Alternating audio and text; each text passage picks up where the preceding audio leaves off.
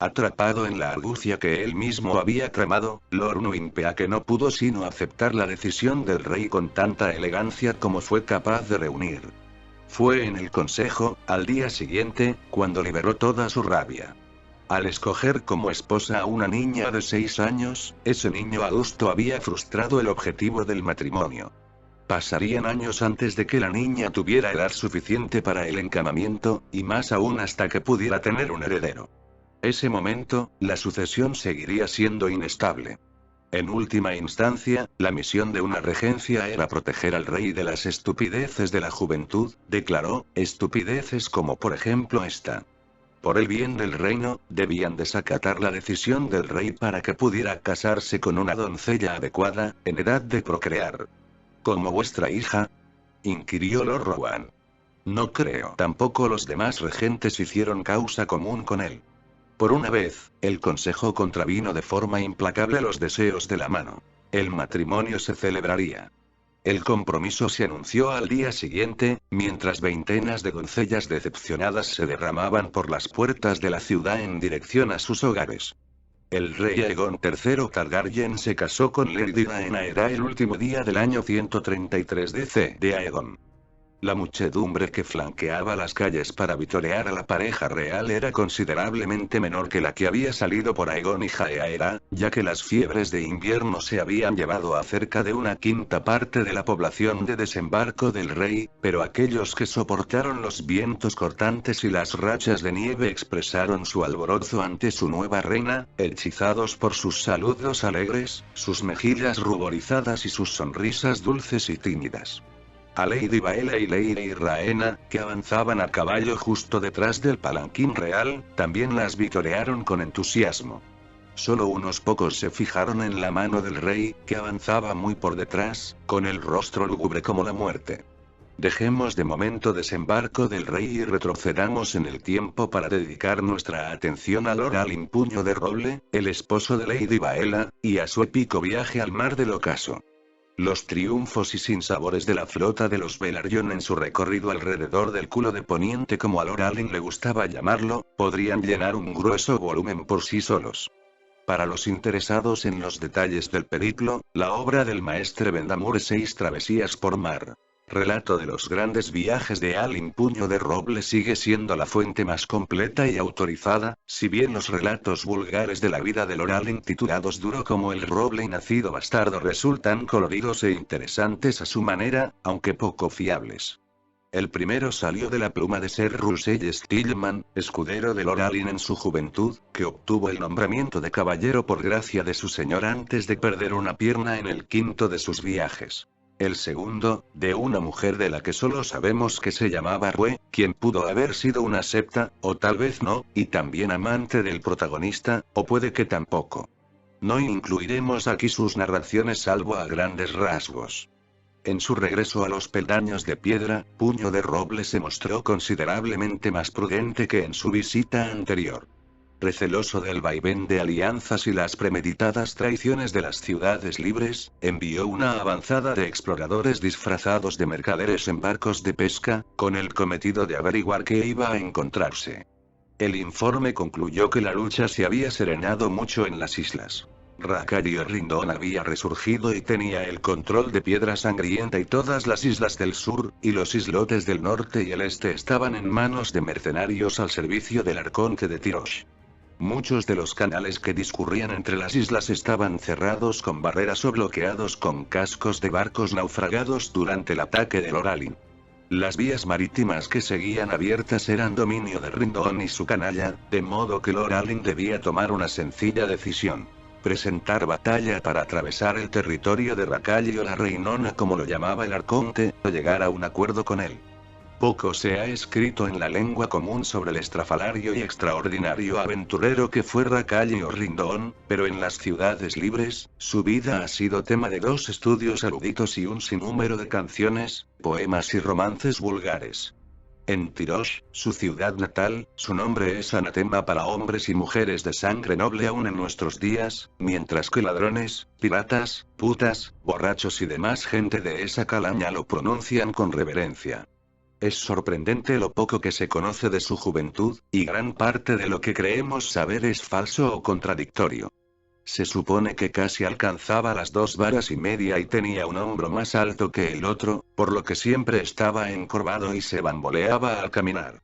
Hablaba una docena de dialectos del valirio, rasgo propio de la alta cuna, pero también tenía una lengua infamemente sucia, rasgo propio de la baja estofa. Igual que muchos tirosíes, acostumbraba a teñirse el pelo y la barba. Su color favorito era el morado, señal de lazos con bravos. Y casi todos los testimonios mencionan su larga melena de rizos morados, a menudo con vetas naranja. Le gustaban los aromas y se bañaba en lavanda o agua de rosas. Lo que está claro es que era un hombre de enorme ambición y enormes apetitos. Un glotón y un beodo en sus momentos de solaz, un demonio en la batalla. Podía esgrimir la espada con cualquier mano, y a veces luchaba empuñando dos a la vez. Honraba a los dioses, a todos, allá donde fuera. Cuando se avecinaba la lucha, tiraba las tabas para decidir a qué deidad aplacar con un sacrificio. Aunque Tirosh era una ciudad esclavista, odiaba la esclavitud, lo que quizá dé una pista de que alguna vez la sufrió en sus carnes.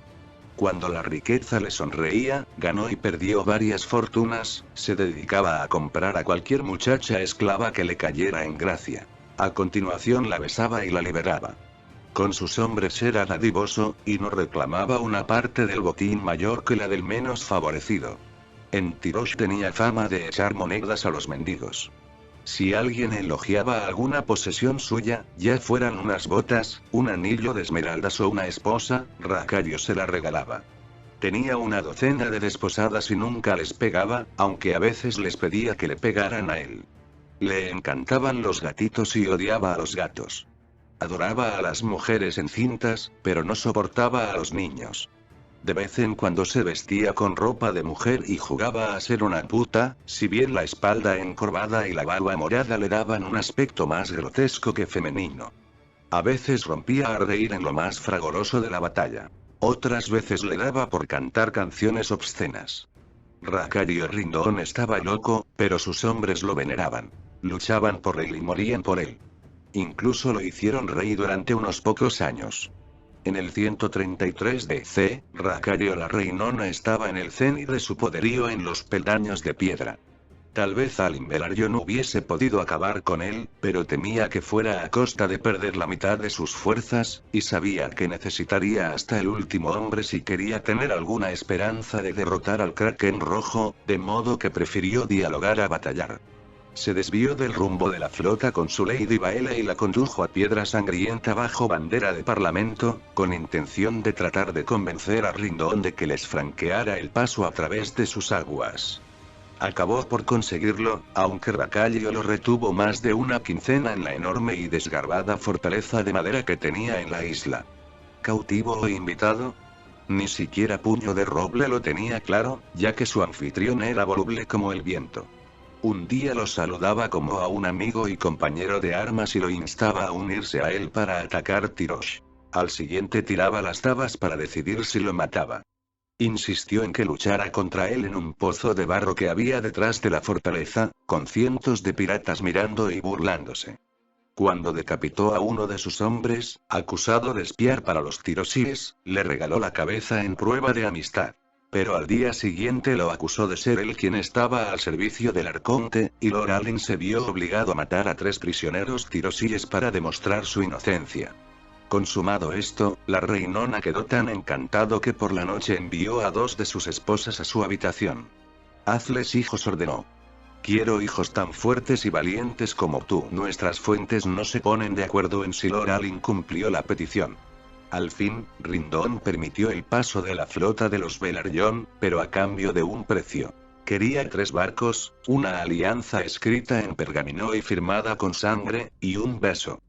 Puño de Roble le concedió los 3 barcos menos marineros de su flota, una alianza escrita en piel de oveja y firmada con tinta de maestre, y la promesa de un beso de Lady Baela si los visitaba en Marca Deriva. Con eso bastó, y la flota pudo atravesar los peldaños de piedra. Pero no acababan ahí las dificultades. Era el turno de Dorne. La repentina aparición de la enorme flota de los Velaryon en las aguas de Lanza del Sol provocó entre los dormienses una comprensible alarma. Sin embargo, dado que carecían de fuerza naval, optaron por considerar a Lord Alyn un visitante, no un atacante. Aliandra Martell, la princesa de Dorne, le salió al encuentro en compañía de una docena de sus pretendientes y favoritos de por entonces. La nueva Nymeria acababa de celebrar su 18º día del nombre, y al parecer quedó muy impresionada con el joven, atractivo y galante héroe de los peldaños de piedra, el valeroso almirante que había bajado los humos a los Braavosies. Lord Alyn pidió agua dulce y provisiones para sus barcos, mientras que la princesa Aliandra solicitó servicios de más íntima naturaleza. En Nacido Bastardo se dice que él accedió. En Duro como el roble, que no. Lo que sí sabemos es que el coqueteo y las atenciones que le dedicó la princesa dormiense no gustaron nada a los señores de esta, y enfurecieron a Kyle y Coriane, sus hermanos. De cualquier modo, Lord Puño de Roble consiguió sus barriles de agua dulce, comida suficiente para llegar a Antigua y el Rejo, y cartas de navegación que señalaban los mortales remolinos que acechaban a lo largo de la costa meridional de Dorne. Pese a todo, fue en aguas dormienses donde Lord Velaryon sufrió las primeras pérdidas. Cuando la flota pasaba junto a los hecarrales que se extendían al oeste de Costa Salada, se desató una tormenta repentina que dispersó los barcos, 2 de los cuales naufragaron. Más al oeste, cerca de la desembocadura del Azufre, una galera dañada se acercó a tierra para hacer reparaciones y renovar las reservas de agua, pero sufrió el ataque de unos bandidos que mataron a la tripulación y robaron los suministros al amparo de la oscuridad. Cuando Lord Puño de Roble llegó a Antigua, sin embargo, las pérdidas se vieron de sobra compensadas. El gran faro que coronaba Torre Alta huyó en Lady Baela y el resto de la flota por el Canal de los Susurros, hasta arribar a puerto, donde Lionel Ictor en persona salió a recibirlos y darles la bienvenida a su ciudad. El trato cortés que Lord Alyn dispensó a Lady Sam le ganó de inmediato el aprecio de Lord Lionel, y la amistad que surgió rápidamente entre los dos jóvenes contribuyó en gran medida a superar las viejas rencillas entre los negros y los verdes. Ictor prometió que Antigua le proporcionaría 20 buques de guerra, y que su buen amigo Lord Regwine del Rejo añadiría otros 30. De improviso, la flota de Lord Puño de Roble había alcanzado un número mucho más temible. Largo fue el tiempo que los barcos de los Velaryon quedaron anclados en el Canal de los Susurros mientras esperaban a Lord Regwine y las embarcaciones prometidas. Alyn Puño de Roble disfrutó de la hospitalidad de Torre Alta, exploró los recovecos y callejuelas de Antigua y visitó la ciudadela, donde pasó días con la nariz hundida en antiguas cartas de navegación y estudiando polvorientos tratados valirios sobre diseño de buques de guerra y tácticas de batalla naval. En el septo estrellado recibió la bendición del Septón Supremo, quien le trazó en la frente la estrella de 7 puntas con óleos sagrados y le encomendó que descargara la ira del guerrero sobre los hombres del hierro y su dios ahogado. Lord Velaryon seguía en Antigua cuando llegó la nueva de la muerte de la reina Jaera, seguida en cuestión de días por el anuncio del compromiso del rey con Mirielle Peake. Para entonces se había ganado también el afecto de Lady Sam, aunque solo nos cabe conjeturar si participó o no en la redacción de su infame misiva. Sin embargo, sí se sabe que mientras estuvo en Torre Alta envió cartas a Marcaderiva para su esposa, pero no conocemos el contenido. Puño de Roble era todavía joven en aquel 133 DC, y los jóvenes no destacan por su paciencia. Al fin decidió dejar de esperar a Lord Regwine y dio la orden de zarpar. Antigua aclamó a los barcos de los Velaryon cuando izaron las velas, bajaron los remos y, uno por uno, surcaron el Canal de los Susurros corriente abajo. Los seguían 20 galeras de guerra de la casa Ictor con Ser Leo Costain al mando, un marinero encanecido al que llamaban el León Marino. Frente a los cantarines acantilados de Corona Negra, donde torres retorcidas y rocas talladas por el viento silbaban por encima de las olas, la flota viró al norte para entrar en el mar del ocaso y avanzó sin que nadie se percatara de su paso por la costa occidental hasta dejar atrás Bandallón. Cuando atravesaron la desembocadura del Mander, los hombres de las Islas Escudo se les unieron con sus galeras. 3 barcos del escudo gris y otros tantos del escudo del sur, 4 del escudo verde y 6 del escudo de roble. Sin embargo, antes de que pudiesen avanzar mucho rumbo al norte los atrapó otra tormenta. Naufragó un barco, y otros 3 sufrieron graves daños y no pudieron continuar. Lord Velaryon reagrupó la flota en la costa de Refugio Quebrado, donde la señora del castillo les salió al encuentro en una barca de remos. Fue entonces cuando supieron del gran baile que iba a celebrarse el Día de la Doncella. La noticia llegó también a Isla Bella, y tenemos constancia de que Lord Dalton Greyjoy llegó a acariciar la idea de enviar a alguna de sus hermanas a rivalizar por la corona de la reina. Una doncella del hierro en el trono de hierro dijo. No se me ocurre nada más apropiado. No obstante, el Kraken rojo tenía preocupaciones más acuciantes. Avisado con mucha antelación de la llegada de Alyn Puño de Roble, reunió sus fuerzas para recibirlo. Centenares de barcoluengos se agrupaban al sur de la isla, y más frente a las costas de las hogueras, Caice y Lannisport. Después de enviar a ese niñato a los salones del dios ahogado, conduciría a su propia flota por el camino por donde había llegado la otra, plantaría su estandarte en las escudo, saquearía a Antigua y Lanza del Sol y se apropiaría de Marca Deriva. Así lo proclamó el señor de las Islas del Hierro. Nótese que apenas contaba 3 años más que su enemigo, por más que siempre se refiriera a él como ese niñato. Quizá incluso tomara a Lady Baela como esposa de Sal, dijo entre risas a sus capitanes. Ya sé que tengo 22 esposas de Sal, pero me falta una de cabello plateado. Las crónicas se detienen largamente en las hazañas de los reyes y las reinas, los grandes señores, los caballeros nobles, los santos septones y los sabios maestres. Tanto que resulta fácil olvidar a la gente sencilla que vivió los mismos tiempos que los poderosos y magníficos. Sin embargo, de tanto en tanto surgen hombres y mujeres corrientes, carentes de las bendiciones de la cuna, la riqueza, el ingenio, la sabiduría y la destreza con las armas, que son capaces de imponerse y cambiar el destino de los reinos mediante un sencillo acto o una palabra susurrada. Así sucedió en Isla Bella en aquel trascendental año 133 después de la conquista. Lord Dalton Greyjoy no exageraba al decir que tenía 22 esposas de Sal.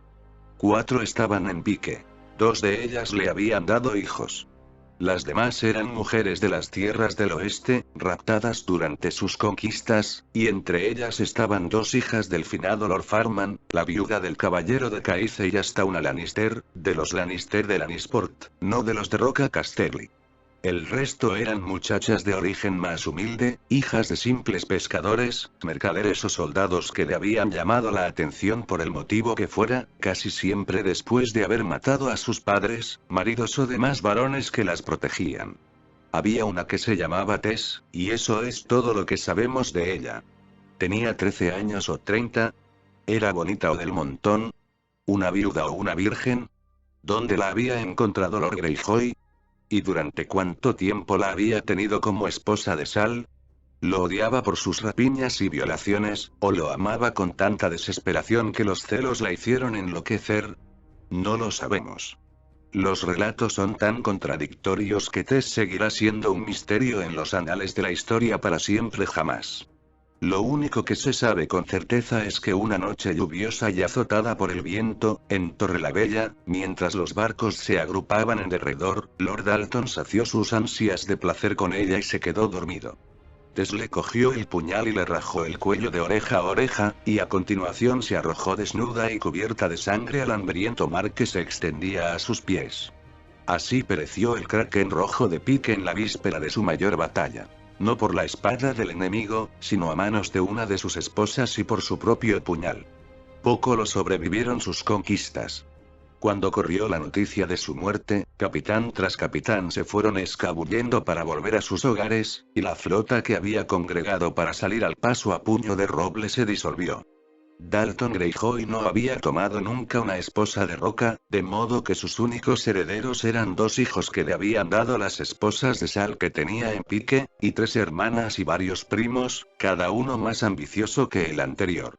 Por ley, el trono de Piedramar debía pasar al mayor de sus hijos de Sal, pero Torón no había cumplido los 6 años y su madre, una esposa de Sal, no tenía derecho a ejercer de regente como si fuera una esposa de roca. La lucha por el poder era inevitable, como muy bien sabían los capitanes del Hierro cuando emprendieron a toda prisa el regreso a sus islas.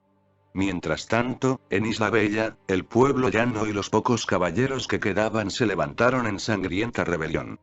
A los hombres del Hierro que se habían quedado cuando huyeron los demás los arrancaron del lecho y los despedazaron, o los masacraron en los muelles mientras la muchedumbre asaltaba sus barcos y les prendía fuego. En cuestión de 3 días, centenares de piratas encontraron un final tan despiadado, sangriento y repentino como el que solían infligir a sus víctimas, hasta que solo Torrelavella quedó en manos de los hijos del Hierro. La guarnición, gran parte de cuyos integrantes eran amigos cercanos o hermanos de batalla del Kraken Rojo, resistió con tenacidad hasta que el vociferante gigantón Gunthor Godbroter, uno de los capitanes, mató al taimado Alistair Winch, el otro capitán, por una disputa relacionada con Lisa, una de sus esposas de Sal, hija de Lord Farman. Y así fue que, cuando por fin llegó al Velaryon a rescatar las tierras del oeste del azote de los hombres de las Islas del Hierro, se encontró con que no quedaban enemigos. Isla Bella era libre, los valcoluengos se habían retirado y la lucha había terminado. Cuando el Lady Baela pasó bajo la muralla de Lannisport, las campanas repicaron en señal de bienvenida. Millares de personas se arracimaron en la orilla, a las puertas de la ciudad, para recibirlo con ovaciones. La mismísima Lady Joanna salió de Roca Casterly para regalar a Puño de Roble un caballito de mar forjado en oro y otros presentes que simbolizaban la estima de los Lannister. Siguieron días de celebración. Lord Alyn estaba impaciente por repostar y emprender el largo viaje de retorno, pero los occidentales se resistían a dejarlo partir, pues su flota estaba destruida y se hallaban indefensos ante un posible regreso de los hombres del Hierro organizado por quienquiera que sucediese al Kraken Rojo. Lady Joanna llegó a proponerle un ataque a las Islas del Hierro. Ella proporcionaría las espadas y lanzas que hicieran falta. Él solo tendría que transportarlas a las islas. Deberíamos pasarlos a todos por la espada, declaró, y vender a sus mujeres y a sus hijos a los esclavistas orientales.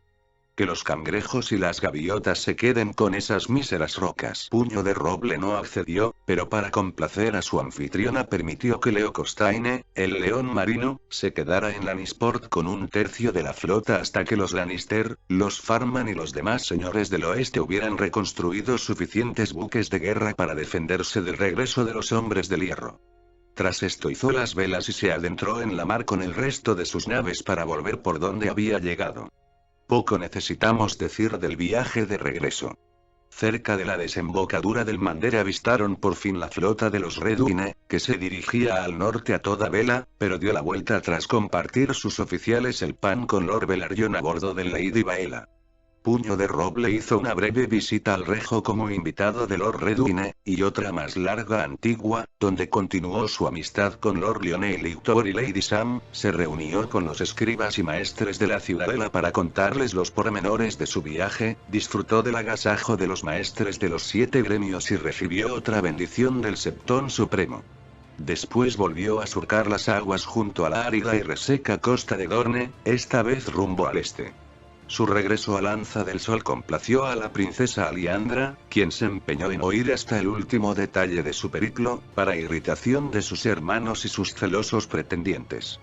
Fue ella quien le transmitió la nueva de que Dorne se había unido a la guerra de las hijas aliándose con Tyrosh y Lys contra Rakall y Orrindón, y fue en la corte de Lanza del Sol, durante la fiesta del Día de la Doncella, precisamente el día en que una miríada de doncellas desfilaban ante Aegon III en Desembarco del Rey, donde se le acercó un tal Dracen Corrogaré, uno de los enviados de Lys a la corte de Liandra, y le rogó que tuvieran unas palabras en privado.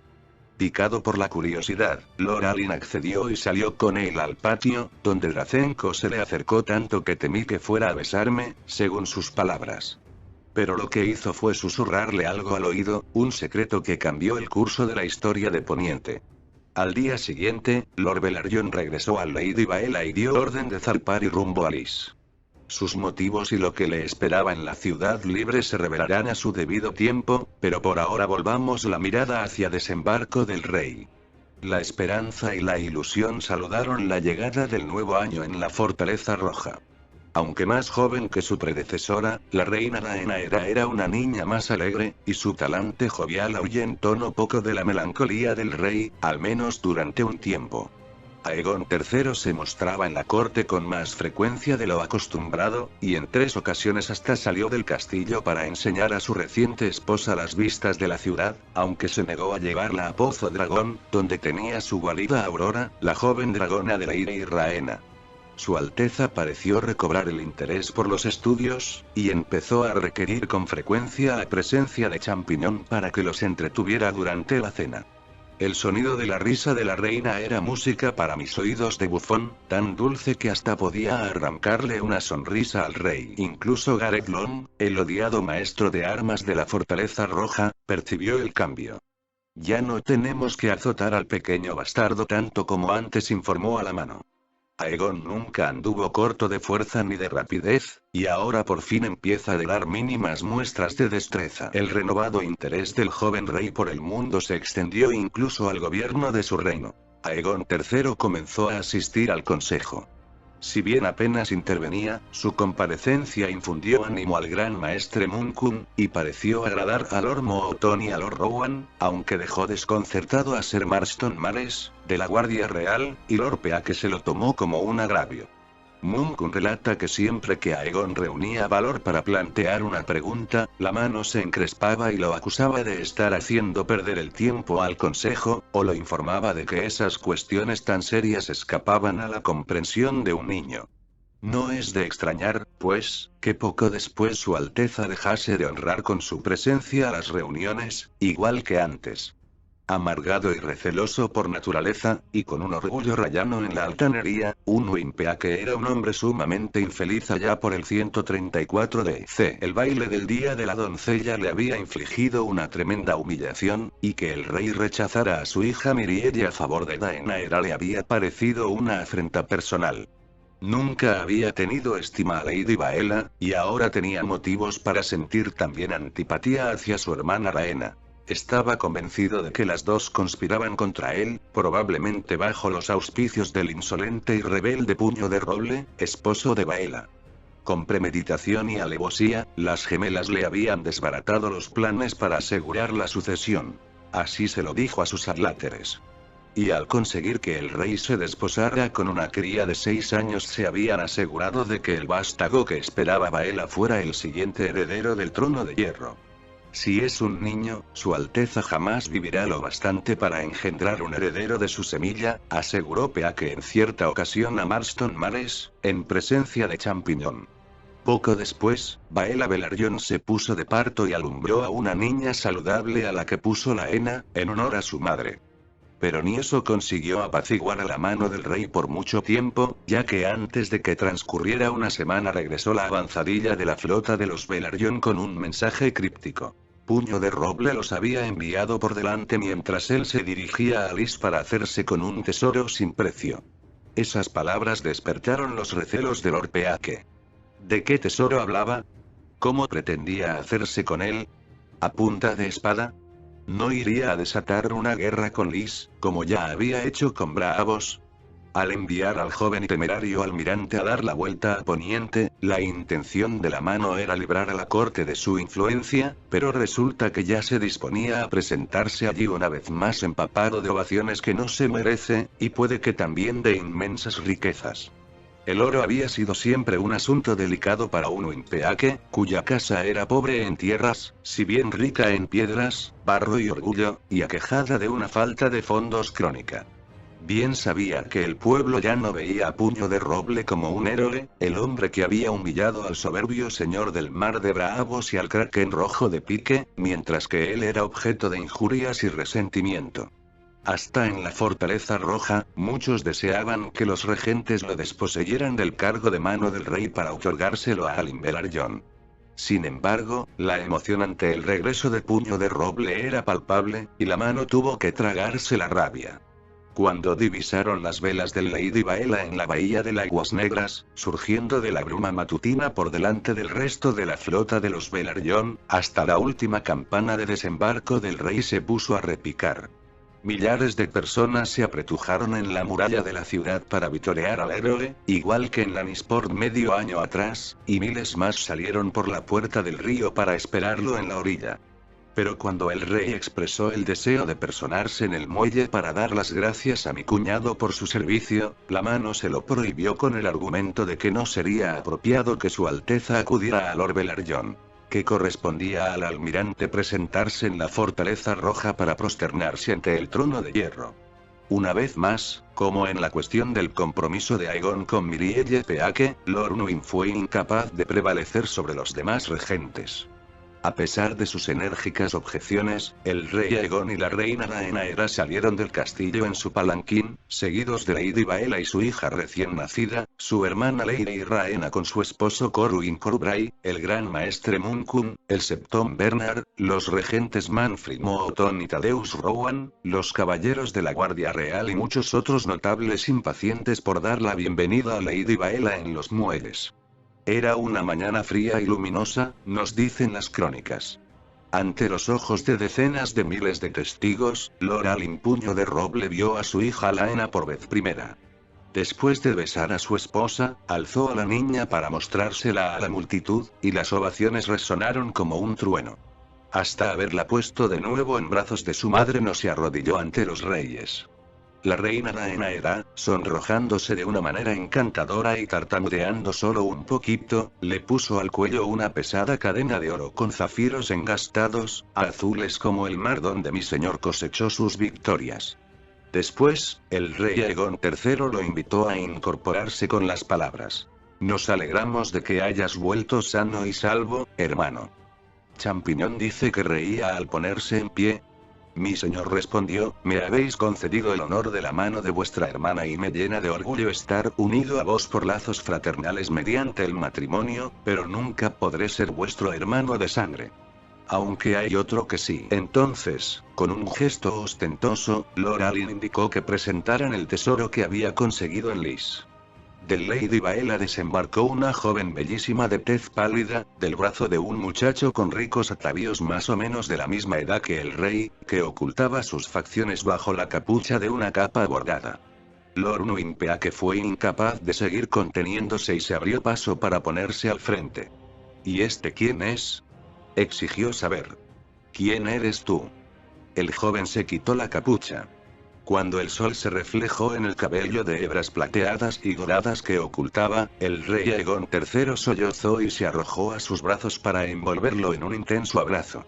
El tesoro de Puño de Roble era Viserys Targaryen, el hermano perdido del rey, hijo menor de la reina Rhaenyra y el príncipe Daemon, a quien nadie había visto durante los 5 últimos años y todos creían muerto desde la batalla del Gaznate.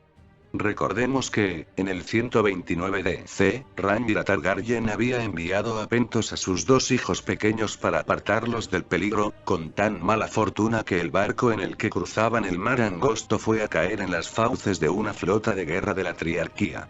El príncipe Aegon había conseguido escapar en Tempestad, su dragón, pero al príncipe Viserys lo habían capturado.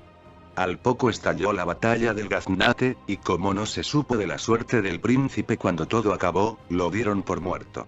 Ni siquiera había nadie capaz de señalar a ciencia cierta el barco en que viajaba. Millares y millares fueron los caídos en el Gaznate, pero Viserys Targaryen no estaba entre ellos. El barco que transportaba al joven príncipe había sobrevivido a la batalla y se las había arreglado a duras penas para volver a su Lys de origen, donde Viserys se encontró cautivo de Sharaco Loar, el gran almirante de la Triarquía. Pero la derrota había desacreditado a Sharaco, y no tardó en verse rodeado de enemigos, antiguos y recientes, ansiosos de su perdición. Desesperado por conseguir dineros y aliados, vendió al muchacho a cierto magíster de la ciudad, llamado Bambaro Bazane, a cambio de su peso en oro y una promesa de apoyo. El subsiguiente asesinato del almirante caído en desgracia hizo aflorar las tensiones y rivalidades de las 3 hijas, y los resentimientos largo tiempo acunados estallaron en violencia, con una serie de crímenes que pronto desembocaron en una guerra abierta. En medio del caos que siguió, el magíster Bambarro juzgó prudente ocultar su tesoro por el momento, no se lo fuera a arrebatar cualquiera de sus compatriotas o algún rival de otra ciudad. Viserys recibió un buen trato durante su cautiverio. Aunque le prohibían abandonar los terrenos de la mansión de Bambarro, tenía sus propios aposentos, comía con el magíster y su familia, contaba con instructores que se encargaban de versarlo en lengua, literatura, matemáticas, historia y música, y hasta tenía un maestro de armas que le enseñaba esgrima, arte en el que pronto descolló. La creencia general, pese a que no existe ninguna prueba, es que Bambarro pretendía esperar al fin de la danza de los dragones, bien para devolvérselo a su madre a cambio de un rescate, si Rhaenyra se alzaba con la victoria, bien para venderle su cabeza a su tío, si el victorioso era Aegon II. Sin embargo, los planes se fueron a pique con la sucesión de demoledoras derrotas de Lys en la Guerra de las Hijas. Bambarro Bazane murió en las Tierras de la Discordia en el 132 BC a manos de la compañía de mercenarios con la que se disponía a atacar Tyrosh, a causa de una disputa por unos pagos atrasados. Su pérdida llevó al descubrimiento de que estaba ahogado en deudas, y los acreedores se incautaron de su mansión. A su esposa y a sus hijos los vendieron como esclavos, y sus muebles, ropa, libros y demás objetos de valor, incluido el príncipe cautivo, fueron a parar a manos de otro noble, Lisandro Rogaré. Lisandro era el patriarca de una rica y poderosa dinastía de banqueros y comerciantes, cuya ascendencia se remontaba a la Valiria de antes de la maldición. Entre sus muchas posesiones figuraba una famosa casa de placer, el Jardín Perfumado. Viserys Targaryen era tan deslumbrante que se dice que Lisandro Rogaré se planteó ponerlo a trabajar de cortesano y, hasta que el muchacho se identificó. Al saber que tenía un príncipe en su poder, el magíster cambió de plan en el acto. En lugar de vender sus favores le otorgó la mano de su hija, Lady Larra Rogaré, que pasaría a la historia de Poniente como Larra de Lys. El encuentro fortuito de Alyn Velaryon y Dracenco Rogaré en Lanza del Sol brindó la ocasión perfecta para devolver al príncipe Viserys a su hermano. Pero regalar lo que se puede vender es contrario a la naturaleza de cualquier lyseno, así que Puño de Roble debía acudir primero a Lys para negociar las condiciones con Lisandro Rogaré. Más le habría valido al reino que se hubiera sentado a negociar la madre de Lord Alyn en su lugar, comenta Champiñón acertadamente. Puño de Roble no sabía nada de regateos. Para hacerse con el príncipe, comprometió al Trono de Hierro a pagarle un rescate de 100.000 dragones de oro, no levantarse en armas contra la casa Rogaré ni sus intereses durante un centenar de años, transferir al Banco Rogaré de Lys los fondos depositados en el Banco de Hierro de Braavos, otorgar títulos a 3 de los hijos menores de Lisandro y, ante todo, jurar por su honor que el matrimonio entre Viserys Targaryen y Larra Rogaré no se disolvería por causa alguna. Lord Alyn Velaryon aceptó todas las condiciones, y dio fe con su firma y sello. El príncipe Viserys tenía 7 años cuando lo raptaron de la Alegre Abandono, y 12 cuando volvió en el 134 DC. Su esposa, la hermosa joven que desembarcó de Lady Vael acogida de su brazo, tenía 19. 7 más que él. Pese a ser 2 años menor que su hermano el rey, Viserys era más maduro en algunos aspectos. Aegon III nunca había mostrado apetito carnal por ninguna de sus reinas, comprensible en el caso de Daenerys, que no era más que una niña, pero Viserys ya había consumado el matrimonio, como confió con orgullo al gran maestre Munkun durante el banquete que se celebró para darle la bienvenida a casa. Munkun nos cuenta que el regreso de su hermano de entre los muertos obró maravillas en Aegon III.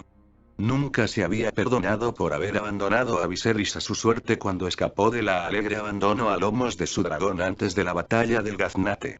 Aunque solo tenía 9 años, Aegon descendía de una larga estirpe de héroes y guerreros, y había crecido escuchando los relatos de sus valientes hazañas y osadas proezas, ninguna de las cuales incluía huir de una batalla dejando atrás a un hermano pequeño en las garras de la muerte. En lo profundo de su ser, el rey quebrado se sentía indigno de ocupar el trono de hierro. Si había sido incapaz de salvar a su hermano, a su madre y a su pequeña reina de una muerte horrible, ¿cómo iba a salvar a un reino? El regreso de Viserys también contribuyó largamente a aliviar la soledad del rey.